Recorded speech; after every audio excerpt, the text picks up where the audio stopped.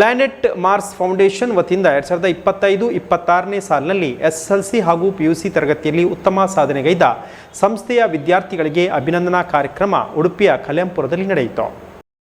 ಕಾರ್ಯಕ್ರಮದಲ್ಲಿ ಹಿರಿಯ ಸಿವಿಲ್ ನ್ಯಾಯಾಧೀಶ ಹಾಗೂ ಸದಸ್ಯ ಕಾರ್ಯದರ್ಶಿ ನಿತಿನ್ ಯಶವಂತ್ ರಾವ್ ಮಾತನಾಡಿ, ವಿದ್ಯಾರ್ಥಿಗಳು ದುಶ್ಚಟಗಳಿಂದ ದೂರ ಇದ್ದು ಜೀವನದಲ್ಲಿ ಸಾಧನೆ ಮಾಡುವುದರ ಕುರಿತು ಯೋಚಿಸಿ ಉತ್ತಮ ಭವಿಷ್ಯ ರೂಪಿಸಿಕೊಳ್ಳಬೇಕು ಎಂದರು. ಇಂದು ವಿದ್ಯಾರ್ಥಿಗಳು ಸುಲಭವಾಗಿ ಮಾದಕ ದ್ರವ್ಯಗಳಂತಹ ಕೆಟ್ಟ ಚಟಗಳಿಗೆ ಬಲಿಯಾಗುತ್ತಿರುವುದು ಆತಂಕಕಾರಿ ಸಂಗತಿಯಾಗಿದೆ.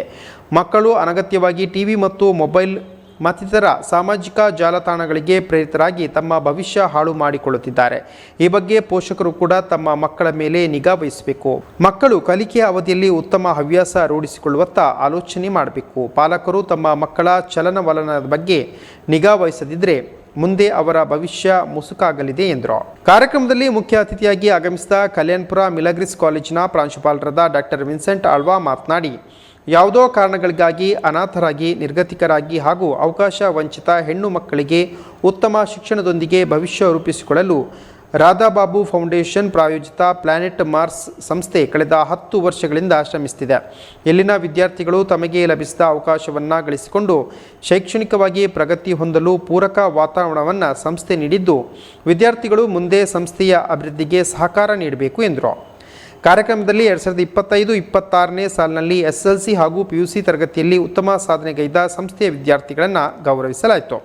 ಕಾರ್ಯಕ್ರಮದ ಅಧ್ಯಕ್ಷತೆಯನ್ನು ಮಕ್ಕಳ ಕಲ್ಯಾಣ ಸಮಿತಿ ಉಡುಪಿ ಇದರ ಮಾಜಿ ಅಧ್ಯಕ್ಷರಾದ BK ನಾರಾಯಣ್ ವಹಿಸಿದರು.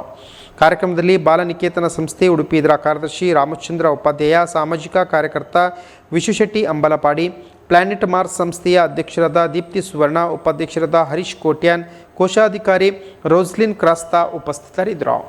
ಯಾವ ರೀತಿಯ ಒಂದು ಮಾರ್ಗದರ್ಶನ ಇಲ್ಲಿ ದೊರೆಯುತ್ತದೆ ಎಂದು ನಮಗೆಲ್ಲರಿಗೂ ಅರ್ಥವಾಯಿತು. ಈ ಒಂದು ಸಂಸ್ಥೆಯನ್ನು ಕಟ್ಟುವುದು ಸುಲಭ, ಆದರೆ ಬೆಳೆಸುವುದು ಅದು ಬಹಳ ಕಷ್ಟ.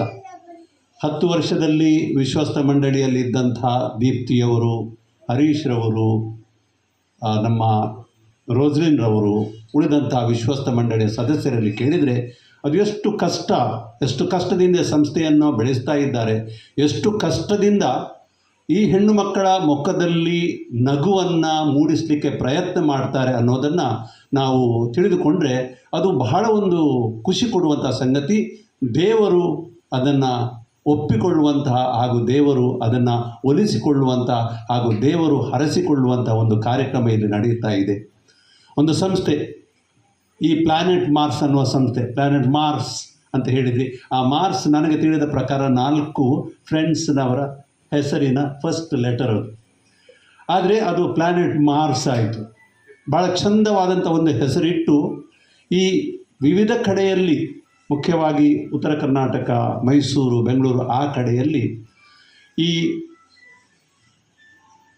ತುಂಬ ಕಷ್ಟವನ್ನು ಅನುಭವಿಸಿದಂಥ ವಿದ್ಯಾರ್ಥಿನಿಯರನ್ನು ಇಲ್ಲಿ ಕರೆದುಕೊಂಡು ಬಂದು ಅವರಿಗೆ ವಿದ್ಯಾಭ್ಯಾಸದೊಂದಿಗೆ ತಾಯಿ ಇಲ್ಲದವರಿಗೆ ತಾಯಿಯ ಮಮತೆಯನ್ನು ನೀಡಿ, ಅಪ್ಪ ಇಲ್ಲದವರಿಗೆ ಅಪ್ಪನ ಪ್ರೀತಿಯನ್ನು ನೀಡಿ, ಯಾರೂ ಇಲ್ಲದವರಿಗೆ ಅಪ್ಪ ಅಮ್ಮ ಅಕ್ಕ ತಂಗಿ ಎಲ್ಲವೂ ಆಗಿ ಅವರ ಏಳಿಗೆಯನ್ನು ಬಯಸುವಂತಹ ಸಂಸ್ಥೆ ಇದ್ದರೆ ಅದು ಪ್ಲಾನೆಟ್ ಮಾರ್ಸ್ ಸಂಸ್ಥೆ ಮಾತ್ರ. ಇಂಥ ಸಂಸ್ಥೆಗಳನ್ನು ನಡೆಸುವಾಗ ನಾವೆಲ್ಲರೂ ಖುಷಿ ಪಡ್ಕೊಳ್ಬೇಕು, ಸಂತೋಷ ಪಡ್ಕೊಳ್ಬೇಕು. ಯಾಕಂದರೆ ದೇವರು ಎಲ್ಲ ಕಡೆ ಇರಲಿಕ್ಕೆ ಆಗೋದಿಲ್ಲ. ನಮ್ಮನ್ನು ಯಾಕೆ ದೇವರು ರಚಿಸಿದ್ದಾರೆ, ದೇವರನ್ನು ಯಾಕೆ ಸೃಷ್ಟಿ ಮಾಡಿದ್ದಾರೆ ಅಂದರೆ ದೇವರ ಕೆಲಸವನ್ನು ನಾವು ಮಾಡಬೇಕು ಅಂತ ನಮ್ಮನ್ನು ಸೃಷ್ಟಿ ಮಾಡಿದ್ದಾರೆ. ದೇವರು ಒಮ್ಮೆ ಮಾತ್ರ ಈ ಈ ಭೂಮಿಯನ್ನು ಸೃಷ್ಟಿ ಮಾಡಿ, ಒಮ್ಮೆ ಮಾತ್ರ ಆ ಭೂಮಿಯಲ್ಲಿ ಜೀವಿಗಳನ್ನು ಸೃಷ್ಟಿ ಮಾಡಿ ಅದರ ಜವಾಬ್ದಾರಿಯನ್ನು ಅವರ ಹಾಗೆ ಇರುವಂತಹ, ಅವರ ರೂಪ ಧರಿಸಿದಂತಹ ನಾವುಗಳು ಆ ಕಾರ್ಯ ನಾವು ಲೀಗಲ್ ಲಿಟ್ರಸಿ ಅನ್ನೋದು ಯಾಕೆ ಇಷ್ಟೊಂದು ಸುಪ್ರೀಂ ಕೋರ್ಟ್ನವರು ಇಷ್ಟೊಂದು ಇಂಟ್ರೆಸ್ಟ್ ಕೊಟ್ಟು ಇಷ್ಟೊಂದು ಪ್ರಾಮಿನೆನ್ಸ್ ಯಾಕೆ ಅದಕ್ಕೆ ನೀಡಿದ್ದಾರೆ ಅಂದರೆ, ನಾವು ಹುಟ್ಟಿದಾಗಿನಿಂದ ಬಹುಶಃ ಹುಟ್ಟೋಕ್ಕಿಂತ ಪೂರ್ವದಲ್ಲಿ ಅಂದರೆ ತಾಯಿಯ ಗರ್ಭದಲ್ಲಿರುವಾಗ, ಭ್ರೂಣಾವಸ್ಥೆಯಲ್ಲಿರುವಾಗ, ಇಂಗ್ಲೀಷ್ನಲ್ಲಿ ಚೈಲ್ಡ್ ಇನ್ ದ ವೂಮ್ ಬೈನ್ ಅಂತಾರೆ, ಆ ಸ್ಥಿತಿಯಲ್ಲಿ ಇದ್ದಾಗಿನಿಂದ ನಾವು ಸಾಯುವವರೆಗೂ, ಬಹುಶಃ ಸತ್ತ ನಂತರ ಕೂಡ ನಾವು ನಮ್ಮ ಜೀವನವನ್ನು ಒಂದು ಕಾನೂನು ಚೌಕಟ್ಟಿನಲ್ಲಿ ಸಾಗಿಸಬೇಕಾಗುತ್ತದೆ. ಈಗ ಚೈಲ್ಡ್ ಇನ್ ದ ವೂಮ್ ಅಂತ, ಭ್ರೂಣಾವಸ್ಥೆ ಅಂತ ಹೇಳಿದೆ. Section 20 of Hindu succession act ಅಂದರೆ ಹಿಂದೂ ಉತ್ತರಾಧಿಕಾರ ಅಧಿನಿಯಮ ಕಲಂ 20ರ ಪ್ರಕಾರ ಗರ್ಭದಲ್ಲಿ ಇರೋ ಮಗುಗೂ ಕೂಡ ಆಸ್ತಿಯಲ್ಲಿ ಭಾಗ ಇರುತ್ತದೆ. ಒಂದು ವೇಳೆ ಅದು ಜನ್ಮ ತಗೊಂಡ ನಂತರ ಅದು ಪ್ರಾಪರ್ಟಿ ಕ್ಲೇಮ್ ಮಾಡ್ಬೋದು. But before that child in the ವೂಮ್ನಲ್ಲಿ ಇದ್ದರೂ ಕೂಡ ಅದಕ್ಕೆ ಪ್ರಾಪರ್ಟಿನಲ್ಲಿ ಶೇರ್ ಇರುತ್ತದೆ. ಆನಂತರ ಮಗು ಹುಟ್ಟಿದ ನಂತರ ಮಗು ಶಾಲೆಗೆ ಹೋಗಬೇಕಾಗುತ್ತದೆ. ಶಾಲೆ ಅಡ್ಮಿಷನ್ ತೊಗೋಬೇಕಂದ್ರೆ ದ ಫಸ್ಟ್ ಡಾಕ್ಯುಮೆಂಟ್ ಶಾಲೆಯವ್ರು ಕೇಳೋದೇನೆಂದರೆ ಜನನ ಪ್ರಮಾಣ ಪತ್ರ. ಸೊ ಜನನ ಪ್ರಮಾಣ ಪತ್ರ ಬೇಕಂದರೆ ನಾವು ಫಸ್ಟ್ ಬರ್ತ್ ರಿಜಿಸ್ಟರ್ ಮಾಡಬೇಕಾಗುತ್ತೆ.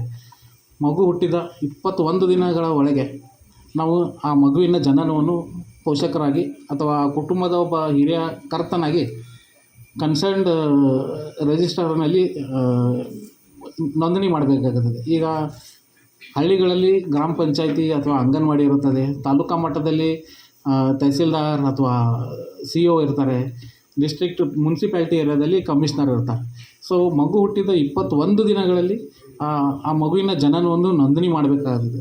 ಒಂದು ವೇಳೆ 21 ದಿನಗಳಲ್ಲಿ ನೋಂದಣಿ ಮಾಡಲಿಕ್ಕಾಗಿಲ್ಲ ಅಂದರೆ 21 to 30 ಡೇಸ್, ಈ 21ರಿಂದ 30 ದಿನಗಳ ಈ ಏನು ಅವಧಿ ಇರುತ್ತೆ, ಈ ಅವಧಿಯಲ್ಲಿ ಕೂಡ ನೋಂದಣಿ ಮಾಡ್ಬೋದು. ಆದರೆ ಪೆನಲ್ಟಿ ಫೀಸ್ ಏನಾದರೆ ಅದು ಕಟ್ಟಬೇಕಾಗುತ್ತದೆ. ಆಮೇಲೆ 30 ದಿವಸ ನಂತರ 1 ವರ್ಷ